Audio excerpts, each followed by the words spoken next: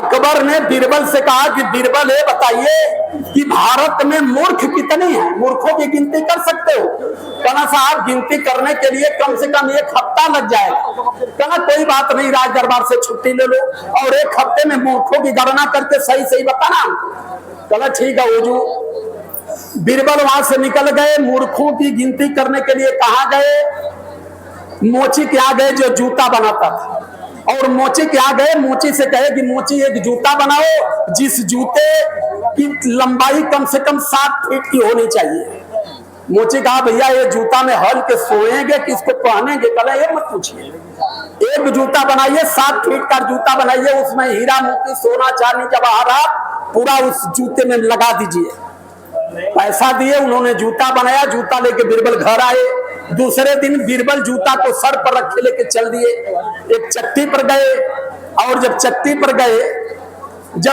पर गए तो वहीं पर रख दिए। अब सारे लोग उस जूते को तलाश रहे, भाई किसका जूता ये है?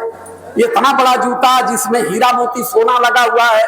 पूरे चट्टी के लोग एकत्र होने लगे, जितने बेचारे सवेरे सवेरे दूध बेचने जाने वाले थे अपना अपना बलता रख वो भी लगे झांकने, कैसा जूता है, किसका जूता है, इतनी बड़ा जूता है। तो एक सम्मानित थे आके कहे कि बीरबल ये जूता किसका है? कहा चचा दरअसल ये जूता भगवान का है। और देखिए हमारे समाज में बीमारी क्या है, हर झूठ को अपने तरीके से सत्य बनाने में तुरंत लग जाते हैं और गोलिया के मीटिंग करने लगे। हाँ ये जूता भगवान है को हो सकाला भाई, अरे जे इतनी बड़ी दुनिया बनौलत, पेड़ पालो बनौलत, ट्रैक्टर रेलगाड़ी बनौलत, वो छोट तो हो ही ना, 5-76 कुल बड़ा होई तो कर गोड़ो 7-8 फीट का होई। अब अपने से सारे लोग मान के बैठ गए कि नहीं जूता भगवान का ही है। तो मैं जाने ना कहना चला पूछल जा कि कहाँ पौला तू? तो आए तो कहे कि हम तो ये मान गए कि जूता भगवान का है, लेकिन बीरबल ये बताइए कि भगवान का जूता आप कैसे पा गए? वो कहे कि मैं आ रहा था, देखा भगवान धरती पर टहल रहे थे, बड़े लंबे चौड़े थे, तो मैं सोचा कि भगवान से बड़ा इतना दूसरा कोई व्यक्ति इतनी लंबा नहीं हो सकता। तो मैं गया दौड़ के पैर छूने, भगवान सर दे उड़ गए, और जब भगवान उड़ गए तो जूता उनका छूट गया। और जूता छूट गया तो मैं कहा भगवान आपका जूता छूट गया? कहा कोई बात नहीं, जूता ले जाओ, मेरे पास जूता है, मैं और जूता ले लूंगा। तो जाते जाते भगवान ने कहा कि बीरबल ध्यान देना कि ये जूता बड़ा महत्वपूर्ण जूता है। तो कला कैसन प्रभु? कला इस जूते में एक विशेषता है कि ये जूता जिसके कपार पर 2 जूता लगेगा फिर स्वर्ग जाने से उसको कोई रोक नहीं पाएगा। जैसे ही लोग इस बात को सुने अब सबके कुरकुरी बड़े लगल, स्वर्गे का नशा धैलस।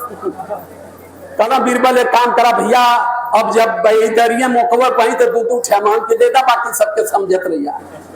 बीरबल कहना ऐसे जूता नहीं मिलेगा, जूता लेना है तो आप लोग लाइन लगा के खड़ा हो जाइए, भगवान का जूता है।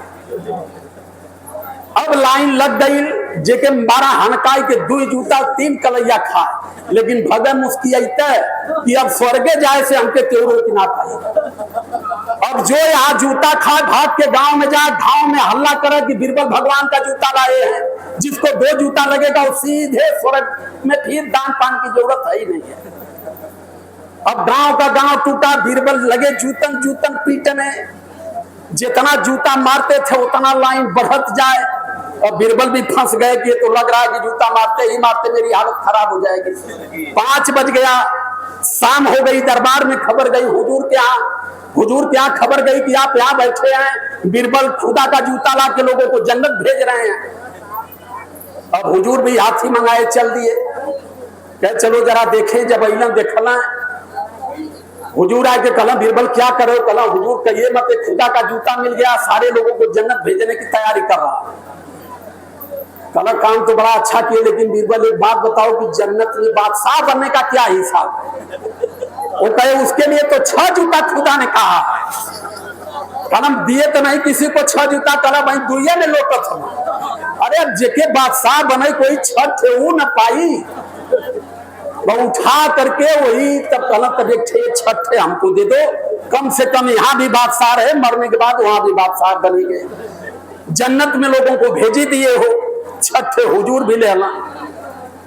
ओकरे बाद में कहला बीरबल अब जूता बंद, अब जिसको जूता खाना है, जिसको स्वर्ग में जाना है कभी नहीं कोई समझ पाया कि जिंदा वहां जा नहीं सकता, मुर्दा बता नहीं सकता। उसके बाद इस स्वर्ग और नरक के लिए इतना बड़ा धन कमंडल आप क्यों तलाशते हो, किसके कहने पर तलाशते हो?